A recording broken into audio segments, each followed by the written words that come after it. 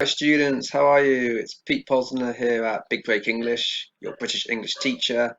And in today's lesson, we're going to look at using complex sentences with who and which. Now, this is really useful for you because in order to get a score of 7 or more in IELTS writing and speaking in grammar range and accuracy, you have to use a variety of complex sentences. Okay, and this is one way you can do that. Okay, and well, also just to mention that you can download my free ebook, 12 tips for scoring higher on IELTS writing task 2. I'll leave a link in the description of this video. Okay, a task for you. Describe a subject which you enjoyed at school.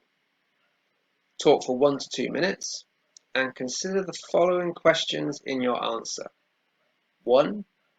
What was it? 2. Who taught you? 3. Why did you like it?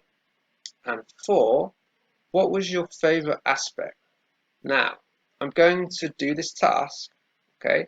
I want you to make notes on my answers to those 4 questions, okay?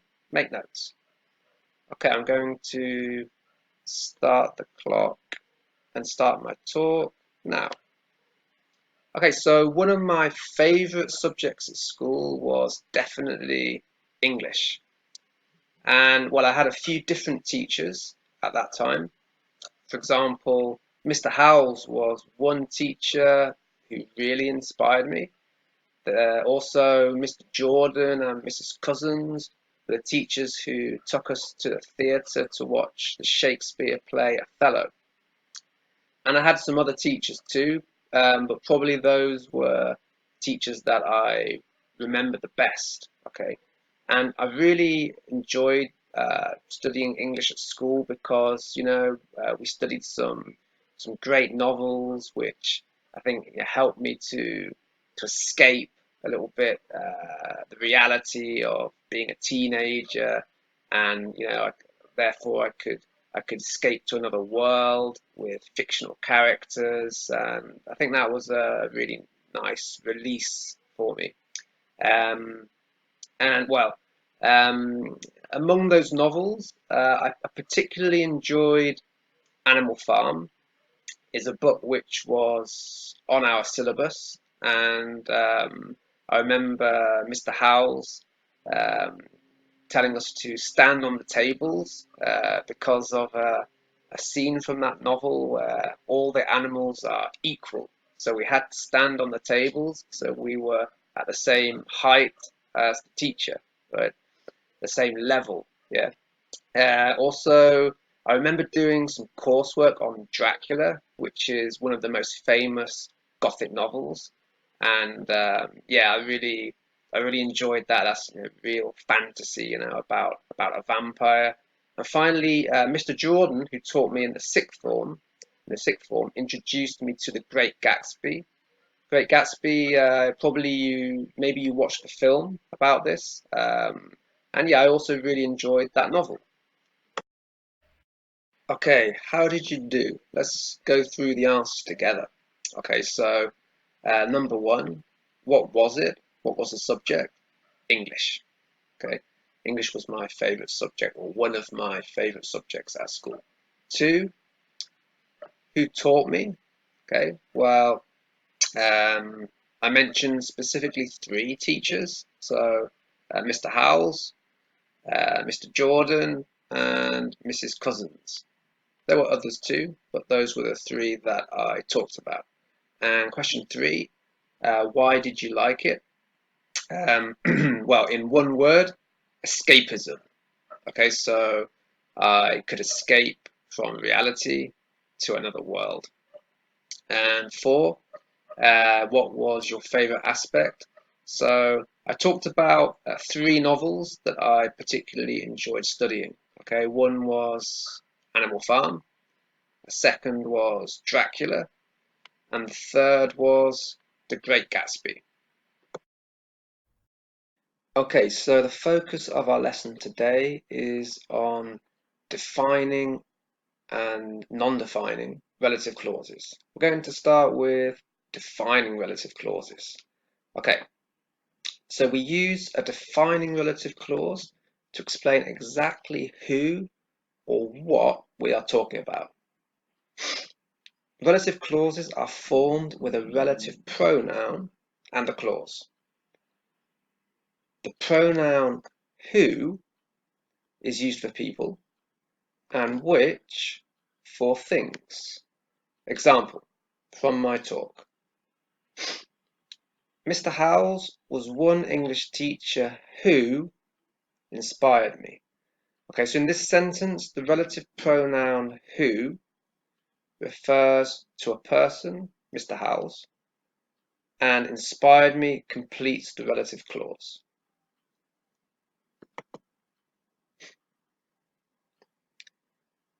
Okay.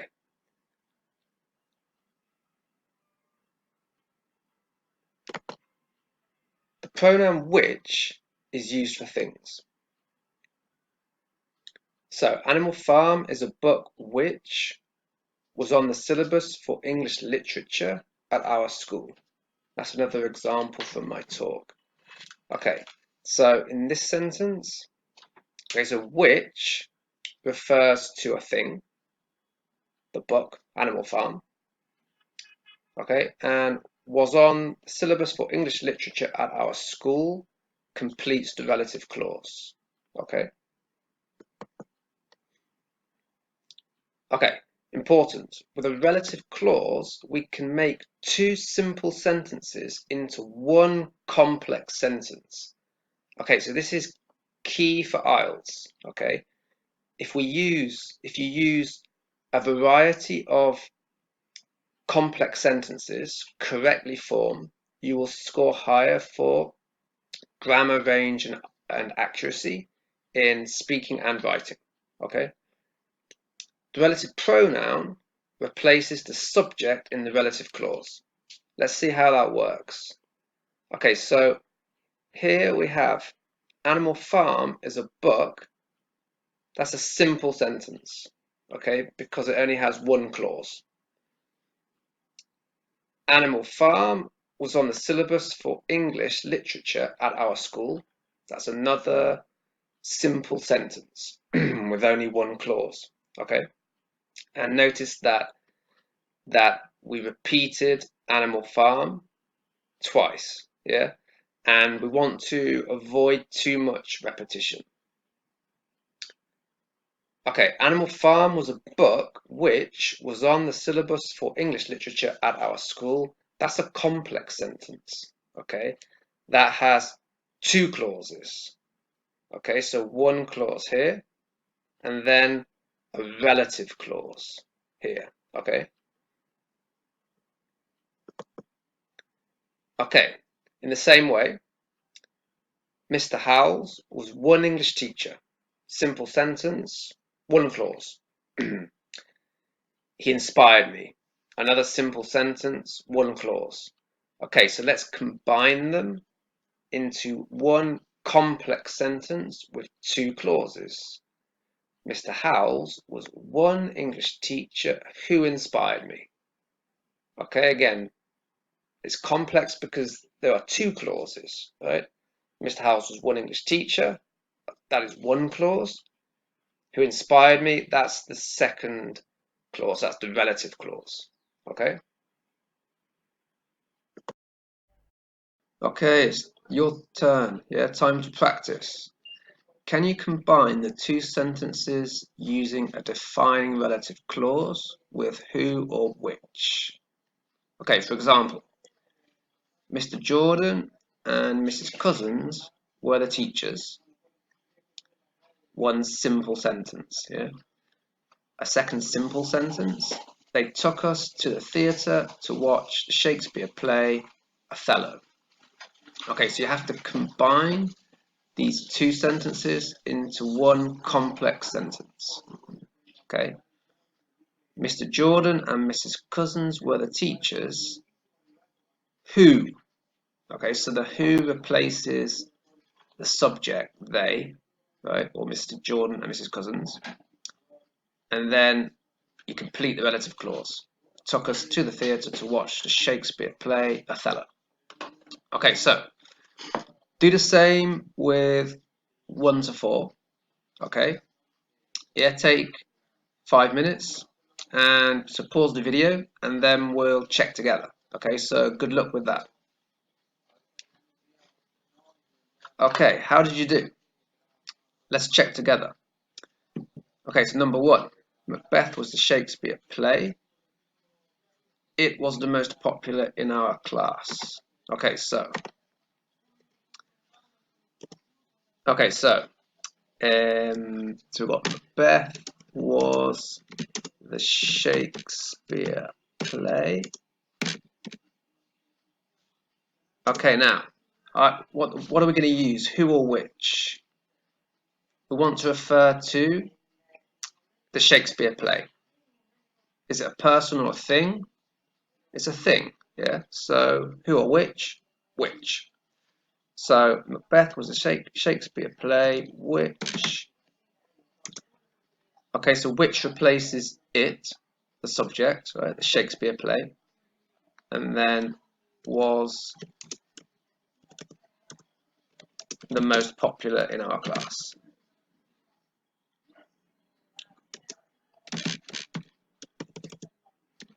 Popular in our class. Okay, good. What about number 2? Mr. Howells was the teacher. He introduced us to Macbeth. Okay, so Mr. Howells was the teacher. Okay, so Mr. Howells, right, the teacher. Which or who? Is it a person or a thing? A person. Okay, so who replaces he, the person, right? The teacher, Mr. Howells, yeah. And then introduced us to Macbeth. Macbeth.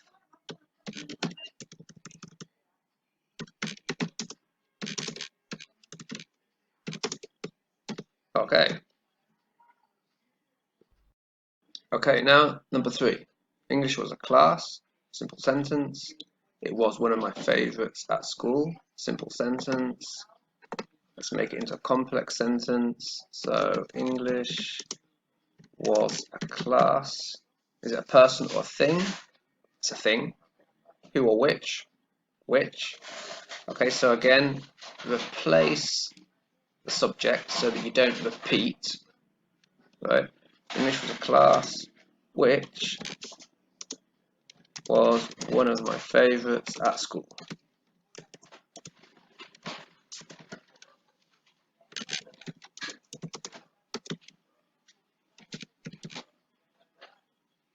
Okay.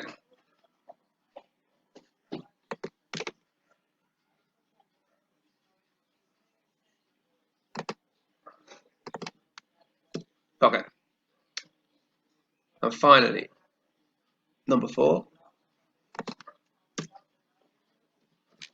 Lady Macbeth was a character. Simple sentence. She manipulated Macbeth. Simple sentence. Okay, so we've got Lady Macbeth was the character.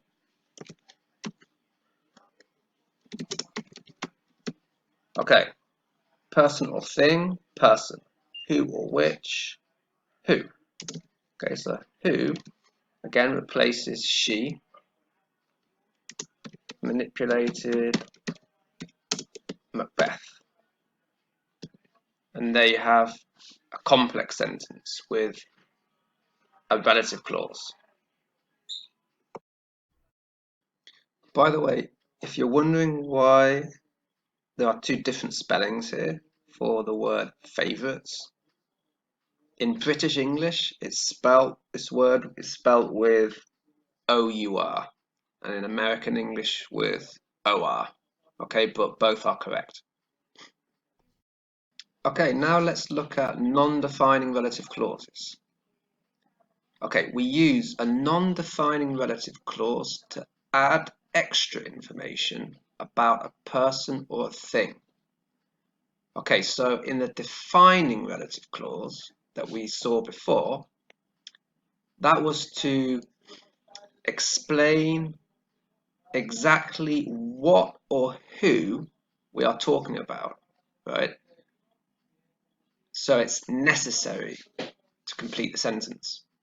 But in this case, it's not necessary, it's extra. Okay, we can leave it out.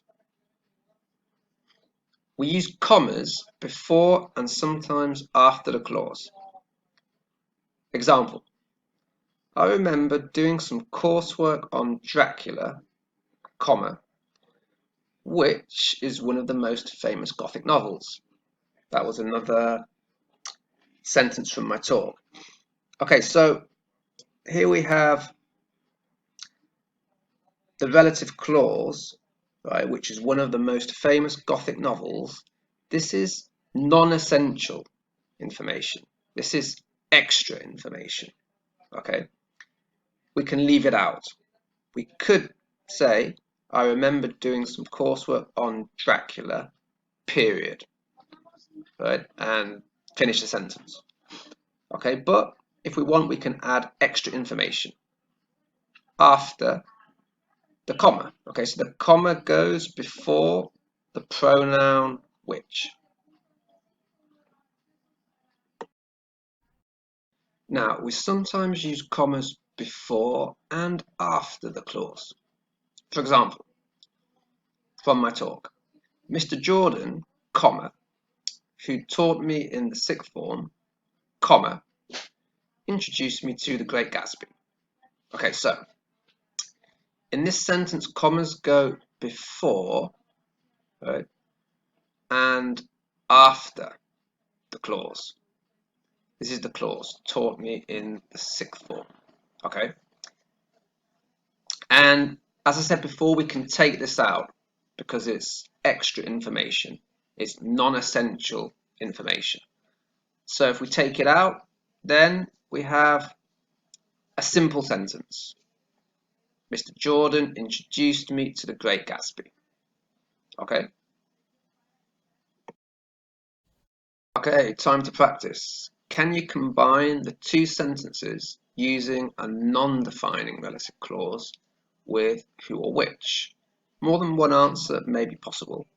Example, Mr. Howells played the part of Macbeth in our class. That's a simple sentence. He was an eccentric teacher. That's another simple sentence. Okay, so if we combine them with a non-defining relative clause, right? In this case, Mr. Howells, comma. Okay, because we want a comma here before the relative clause. Who, okay, because going to replace he, a person, the subject for the person, with who, was an eccentric teacher, and then we're going to add a second comma, okay, and then played the part of Macbeth in our class. Okay, alternatively, you could also say Mr. Howells, comma, who played the part of Macbeth in our class, comma, was an eccentric teacher. Okay, it depends where you want to put the emphasis. Remember that the clause between the two commas is the extra information. Okay, so it depends if you want to emphasize that he played the part of Macbeth in our class, then you have that as the main clause, like here, right? But if you want to emphasize that he was an eccentric teacher, right, then you would have this part, played the part of Macbeth in our class, as the relative clause between the commas. Okay? Okay, so try that with 1 to 4. Okay, pause the video. Okay, 5 minutes and we'll check together. Okay, how did you do? Number 1. George Orwell wrote Animal Farm. Simple sentence. He fought in the Spanish Civil War. Another simple sentence. And we're going to combine the two into a complex sentence, okay, using a non-defining relative clause. Okay, so we've got George Orwell, right, comma, okay, who wrote Animal Farm,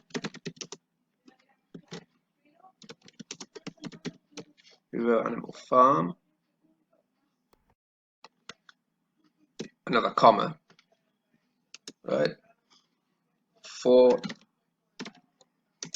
in the Spanish Civil War. Okay, so I mean, important here is remember not to repeat the subject, he.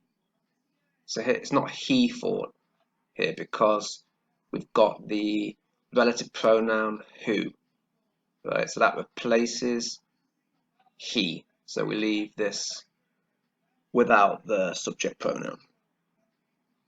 Okay, and alternatively, you could say George Orwell, comma, who fought in the Spanish Civil War, comma, wrote Animal Farm. Okay, again, depends what you want to emphasize. Remember, what you emphasize is in the main clause. So here I emphasized that he fought in the Spanish Civil War. Okay. So, number 2. Dracula was written by Bram Stoker. It is a story about a vampire. Okay, so Dracula. Okay, okay, now careful here that is Dracula the person or the thing? Because in this context, it's Dracula was written by Bram Stoker. So Bram Stoker wrote the book Dracula, so it's a thing, right? So it's Dracula, comma, which, okay, the book Dracula. Okay, so which was written by Bram Stoker. Okay, so that's the extra non-essential information, okay, between commas. Okay, comma here, comma here. The relative clause goes between commas. Okay, and then remember that the which replaces the subject pronoun. Is a story about a vampire.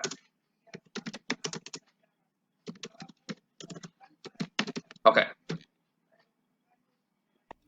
Number 3. Shakespeare is a very famous playwright. He was born in Stratford-upon-Avon. 2 simple sentences. Okay, now in a complex sentence. Shakespeare. Okay, so Shakespeare was a person, right? So Shakespeare, comma, who or which? Who? A person. Okay, so Shakespeare, who is a very famous playwright, comma, remember to put the relative clause between 2 commas. And remember that who replaces what? Who replaces he, right? So was born in Stratford-upon-Avon. Okay, so what am I emphasizing? Am I emphasizing that he is a very famous playwright or that he was born in Stratford-upon-Avon? I'm emphasizing that he was born in Stratford-upon-Avon. That's the main clause. Okay, you can do it the other way. You can emphasize that he is a very famous playwright. So then it would be Shakespeare, comma, who was born in Stratford-upon-Avon. That would be the extra information, comma, is a very famous playwright. Okay.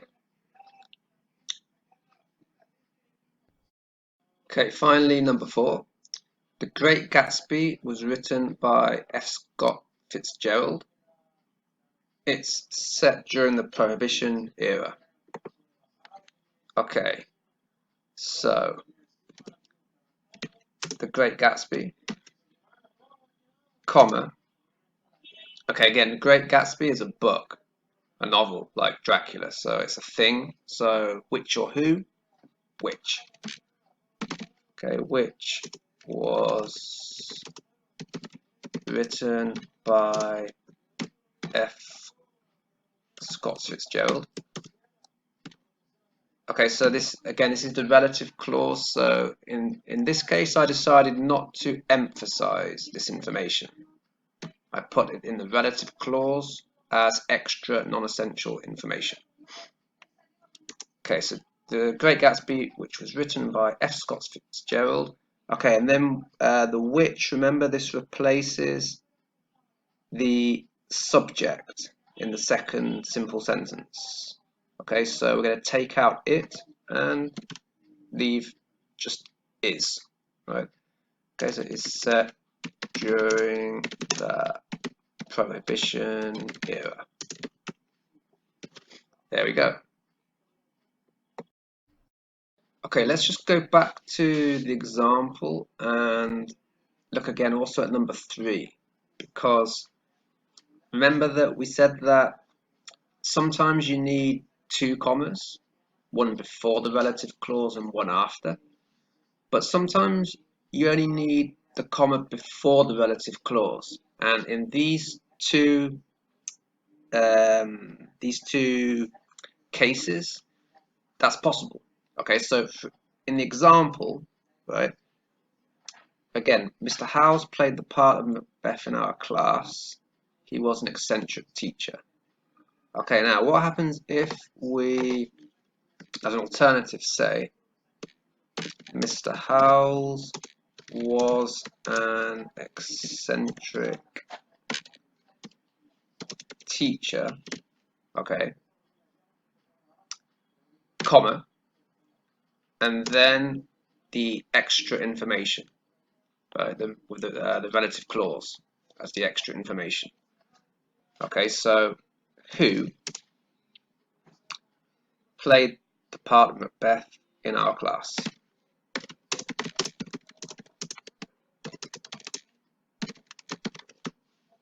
Okay, and then we only used 1 comma. Okay, so it depends where you put the relative clause. Yeah. In the same way, Shakespeare is a very famous playwright. He was born in Stratford-upon-Avon. Okay, an alternative to the sentence we wrote before could be very simple. Very simply, Shakespeare is a very famous playwright. Very famous playwright, comma, who was born in Stratford-upon-Avon.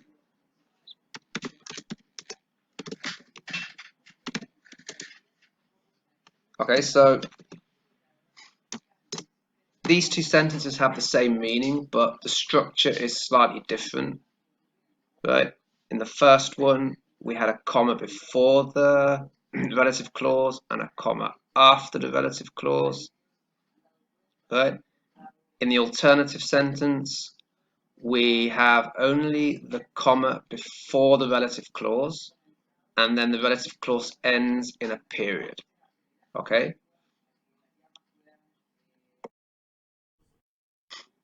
And also the emphasis is different in these 2 sentences, right? So in the first one I wrote,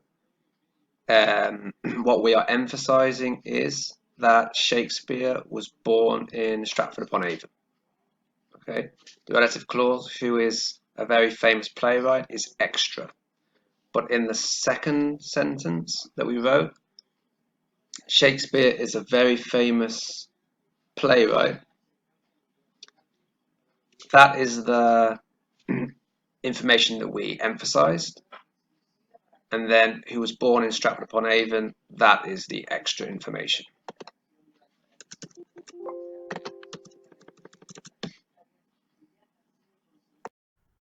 Okay, guys, that's all for today. Well, if you need any help with your preparation for IELTS, remember that you can take lessons with me. If you'd like to book a trial lesson, I'll leave a link in the description of this video. And also remember you can download my free ebook, 12 Tips for Scoring Higher on IELTS Writing Task 2. Also, the link will be in the description of the video. And well, if you enjoyed this video, then remember to subscribe and share the video with your friends. Okay, and I'll see you next time.